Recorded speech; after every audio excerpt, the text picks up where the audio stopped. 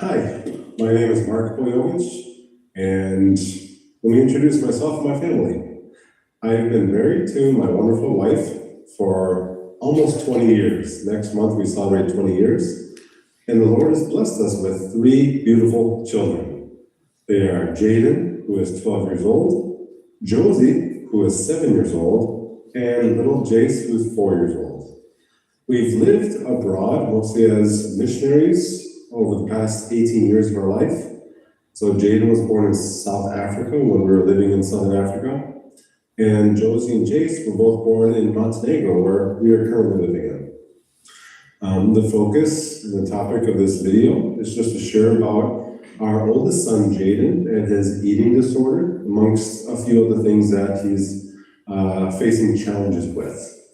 When he was around 4 years old, we moved out of Africa to Montenegro, and we didn't see anything, there were no signs, no symptoms or anything of any kind of eating disorder. And as he turned 5 and 6, we did notice some weight gain, and even his teachers in preschool and kindergarten were commenting in this shaming culture. They were shaming him for his weight gain, even as a 6-year-old. And we didn't think much of it. And then as he continued growing in both age and size, maybe around the age of 7 or 8, this is during COVID years, 2020, 2021, we did notice he was gaining weight. And we had a specialist consider his diet and consider his activity level. And we started doing weekly weigh-ins, and so we started weighing him weekly and trying to get him a little fitness tracker watch and try to see how active he was throughout the day. We also try to minimize when we would allow him to have screen time on his tablet and just spend screen time. We had allowed him to eat and watch screen time. And the specialist had advised us to make sure he does not eat and watch screen at the same time. That was a good change at the time for that season, because what we noticed was he wasn't asking for seconds because he'd rather watch his tablet or watch a screen. And so that was one little tweak that helped, him control his eating. The other one was he would often ask for seconds at mealtime. And when we give him a 5-minute, let's say, timer, like you can't have the seconds until 5 minutes have passed. And usually he doesn't want to wait, so he just leaves the dining table and he doesn't want to eat anymore. So that was another little tweak that we saw that would work. We noticed that it wasn't just food or hunger. A lot of times it was just eating out of boredom, where if he doesn't have anything to do, he'd rather eat, snack, and another thing is, it's not just eating. Even if we give him water to drink, he would drink so much water that at times he would actually vomit up the water.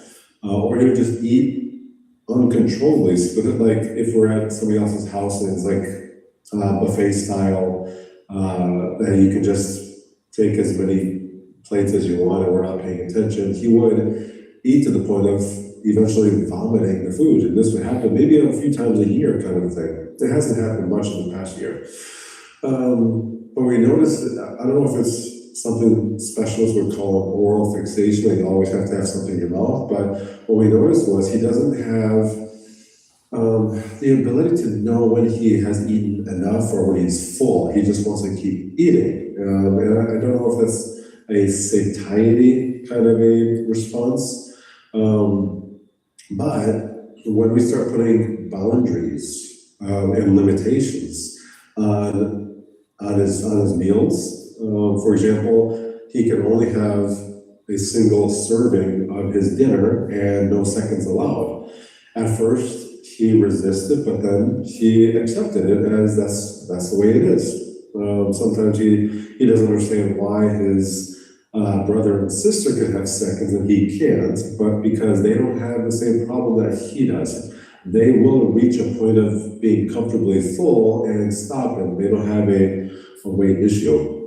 We've had him tested for quite a few things, and intellectually and behaviorally, there's a lot of challenges going on. And there's not any one thing that he can, let's say, put him into a box, but there's quite a few things from gross motor skill development and fine motor skill development and balance and coordination. Intelligence is not there, his processing ability is not there. I can say he does have the ability to maintain focus and hold a conversation, ask questions. He does have the ability to memorize trivia and facts and information. But if you ask him to problem solve or process two pieces of information together, it's a big challenge for him. So as a 12-year-old, our 7-year-old is actually doing greater academic work than he is. He's struggling to read, he's struggling to write. So he's got quite a few issues going on, quite a few challenges. And we try to find what works best for him as far as what are his strengths. It's easy to see his weaknesses, but we would try to see what are his strengths.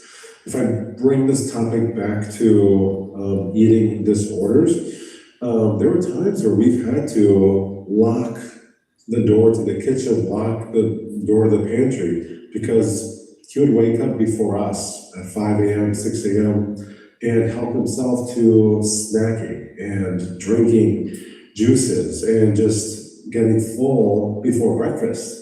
And sometimes it was behind our back, sometimes he'd lie about it and cover up his tracks, throwing wrappers into the garbage where we can't find them, or not thinking all the way about throwing wrappers inside the seat cushions, and then we'd find wrappers in the seat cushions. So, yeah, we've had to deal with a lot of those kind of things. And the weight gain continues to grow.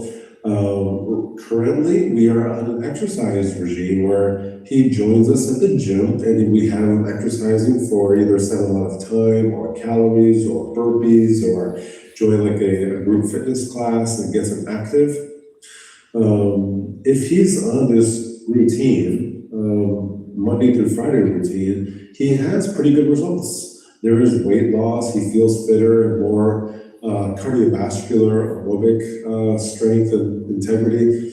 There were times where, let's say we're traveling the States and we're not really paying attention to the foods that we're eating or how active we are. And if we go to a park or a zoo, he would get winded and have to sit down frequently. And we felt bad for him. We feel bad as parents. Not self-shame, but we really need to make changes now before it's too late. So we're doing our best right now with trying to limit his portions and increase his activity level. And as long as we stay within those boundaries and guidelines and he's making progress, we're heading in the right direction. Yeah, on the weekend we allow extra candy, chocolates, juices, those kind of things. And sometimes he eats too much. I think another challenge is when we go somewhere else and other people are feeding us desserts or extra food. We try to, like for example, if Coca-Cola is set out for everybody, he'd be the first to pour himself a cup. And then when I see him pour himself a cup, if I say, you already had a sweet drink this weekend, I'm gonna dump it onto the sink. And he of course doesn't like that, but we need to stick to those boundaries. So he often would, behind our backs, try to drink or consume those extra calories without us noticing. So it's a constant challenge.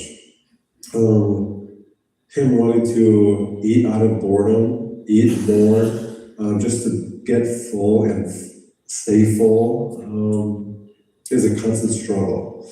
When we're on our schedule, with like a Monday through Friday kind of a routine, it works well. When we're not in schedule, when let's say the weekend comes or it's a holiday or on vacation, that's also where it's a challenge. I feel like the Lord has given us grace to try to walk alongside him in the struggle and steer him instead of cold turkey, make drastic changes. we're trying to make gradual changes that can be long lasting. And not only force him to do things, but now as a 12-year-old, he is growing in maturity and responsibility to be able to make these decisions on his own. So when left unattended, he's going to make good decisions.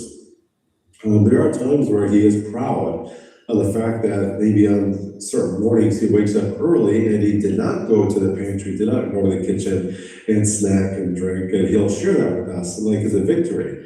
So we have to celebrate those small victories. And when he's lighter on the scale on the weekly weigh-in, we celebrate those victories. And we're proud of him. And when he has weight gain the weight gain is really just results of the past week or two of activity and diet, and so is the weight loss. And so we'll want to celebrate his victories for weight loss and getting healthier and fitter and having control over his eating. So it takes a team effort, both parents and him to get on the same page. Our other two children, they understand that Jaden does have a problem, an issue with this as a challenge. And so we try to clearly communicate, open lines of communication, sharing that Jaden is limited to one portion or Jaden is limited to this. And that's how it has to be. And so they accept it because they understand the challenge of Jaden. So not sure if this is the kind of eating disorder that everybody's talking about, but is the one we are facing with our son. And if I may add one more thing, there is this one syndrome called, I don't know if it's a syndrome, but it's been called dyspraxia. And I think not dyspraxia, I think it's Prader-Willi syndrome, PWS. And Prader-Willi syndrome, it's a genetic testing, it's out of the 23 chromosomes that we have, I believe it's a not fully formed or a missing piece of chromosome number 15. We haven't confirmed this with Jaden with genetic tests, but Prader-Willi syndrome, there's a lot of symptoms that describe what Jaden is facing right now. And one of them is this not having a satiety response of not feeling full and just continuing to eat.